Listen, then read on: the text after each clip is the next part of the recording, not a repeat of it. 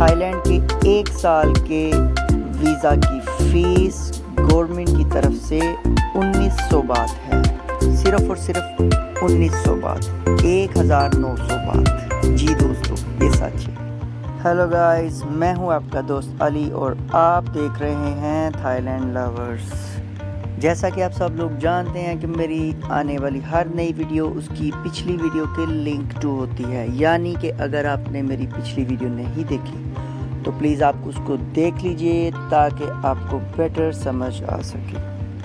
आज की नई वीडियो स्टार्ट करने से पहले मैं उन दोस्तों से गुजारिश करना चाहूँगा जो इस चैनल पर नए आए हैं कि मेरे चैनल को सब्सक्राइब कर लीजिए ताकि आने वाली हर नई वीडियो की नोटिफिकेशन उनको मिलती रहे।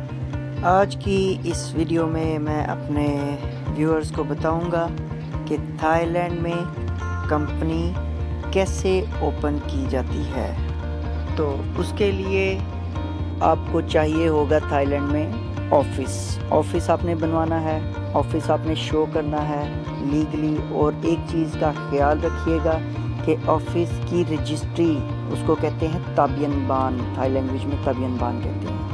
तो ऑफिस का आपके पास ताबियन बान मौजूद होना चाहिए। वो मिलता है आपको ऑफिस के ऑनर से, प्रॉपर्टी के ऑनर से। इसके अलावा दूसरा स्टेप जो है वो है डीबीडी। कंपनी का डीबीडी आपने बनवाना है, उसको कहते हैं कंपनी के रजिस्ट्रेशन। और डीबीडी का मतलब है डिपार्टमेंट ऑफ बिजनेस डेवलपमेंट।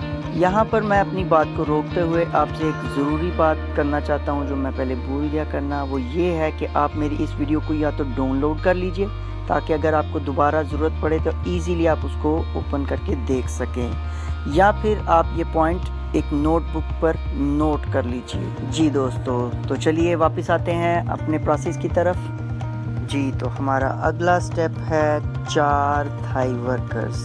जी दोस्तों, आपने 4 थाई वर्कर्स अपने डॉक्यूमेंट में शो करने हैं। 4 थाई वर्कर रखने का मकसद सिर्फ इतना है कि थाईलैंड की पॉलिसी है कि अगर आप किसी फॉरेनर को वर्क परमिट देना चाहते हैं तो उससे पहले आपको 4 थाई वर्कर्स अपनी कंपनी में रखना होंगे। तो दोस्तों, परेशान होने की ज़रूरत नहीं है क्योंकि यहाँ पे आपको 4 थाई रखने नहीं होते, सिर्फ डॉक्यूमेंट में शो करने होते हैं। और उनकी माइनर सी सोशल सिक्योरिटी फ़ी होती है जो कि तकरीबन 600 से 700 बात होती है।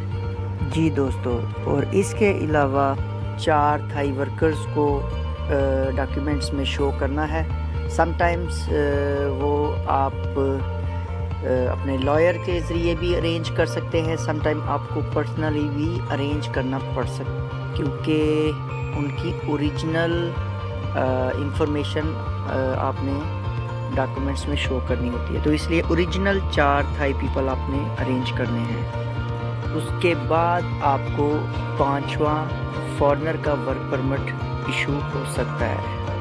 और 5वां जो फॉरेनर होगा उसकी सैलरी मिनिमम 35,000 होती है, 35,000 बात, जो आपको वर्क परमिट इशू करते हुए वर्क परमिट के अंदर शो करना होती है। और इसके अलावा आपको एक और चीज़ बताता चलूँ कि आप अगर एक वर्क परमिट लेना चाहते हैं, फॉरेनर एक वर्क परमिट, तो उसकी आपको मिनिमम वर्थ, आपकी कंपनी की वर्थ 2 मिलियन बात शो करना होगी। और अगर 2 वर्क परमिट लेना चाहते हैं तो मिनिमम 4 मिलियन बात वर्थ शो करना होगी, यानी आपके बैंक अकाउंट में 4 मिलियन बात पड़ा हो अगर आपने 2 वर्क परमिट लेने हैं। और अगर एक लेना है तो 2 मिलियन बात आपके अकाउंट में पड़े होने चाहिए। अगर आपके अकाउंट में 2 मिलियन बात नहीं है तो परेशान होने की ज़रूरत नहीं।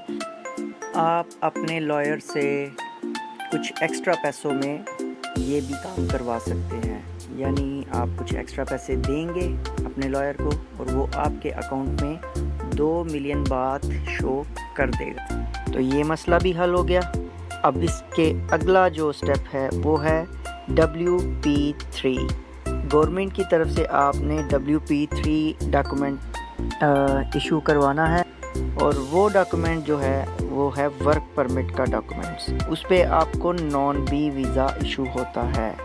आप वो WP3 डॉक्यूमेंट लेते हैं, उसके बाद वो डॉक्यूमेंट सारे वकील जो है वो कलेक्ट करके आपका वीज़ा अप्लाई कर देता है नॉन बी के लिए। तो उसके बाद आपको नॉन बी वीज़ा 3 माह का इशू हो जाएगा। नॉन बी वीज़ा इशू होने के साथ साथ आपको वर्क परमिट भी मिल जाएगा 1 साल का, लेकिन वो वर्क परमिट आपका बनेगा सिर्फ और सिर्फ 6 माह, और उसके बाद 6 माह के बाद दोबारा से उसको रिन्यू कर देंगे, यानी कि 1 साल का ही होगा। और इसकी टोटल फ़ीस गवर्नमेंट की 1900 बात है, 1900 बात फ़ी है इसकी टोटल। और नॉन बी लगने के बाद जब आप टैक्स भी देंगे 3 माह तक, उसके बाद आपका इजीली साल का वीज़ा एक्सटेंड हो जाएगा।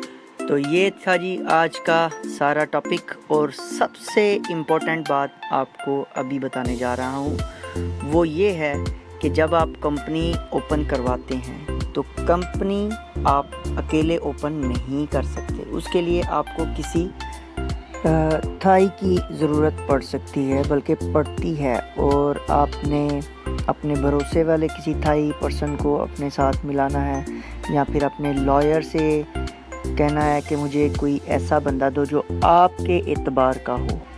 और इसके अलावा एक और चीज़ आपको बताता चल, इस सारे प्रोसेस में जो लॉयर है वो भी अपनी फ़ी लेता है, और उसकी फ़ीस तकरीबन 10 से 15,000 बात होती है। ये है लीगली काम। इसके अलावा एक दूसरा रास्ता और भी है जिसमें आपको कोई मेहनत नहीं करना पड़ती। ये सारे डॉक्यूमेंट आपने खुद से अरेंज नहीं करने, ये सारे डॉक्यूमेंट्स लॉयर अरेंज करेगा, आपने कुछ भी नहीं करना। और सिर्फ आपने ऑफ़िस का जो है ना अरेंजमेंट करना है, वो भी आप जहाँ पे रूम लेते हैं उसी को ऑफ़िस बना लें तो बस चलता है। उसी को ही ऑफ़िस बनाते हुए, उसी को ही ऑफ़िस की शेप देते हुए आपने वो डॉक्यूमेंट जो तबियन बान मैंने बोला था शुरू में, आपने वो लॉयर को देने हैं, बाकी कुछ भी नहीं देना। तो लॉयर आपसे तकरीबन 25 से 30,000 बात लेगा और आपको कंपनी भी बनवा देगा, और उसी कंपनी पे आप अपना वर्क परमिट जो है वो इशू करवा सकते हैं। तो ये थी सारी स्टोरी। इसके अलावा आपका कोई भी क्वेश्चन है, कोई सवाल है, आप मुझे कमेंट कर सकते हैं और व्हाट्सएप कर सकते हैं। आज तक के लिए इतना ही, तो मिलते हैं अगले टॉपिक में। अल्लाह हाफिज़, बाय बाय, सत श्री अकाल, नमस्कार।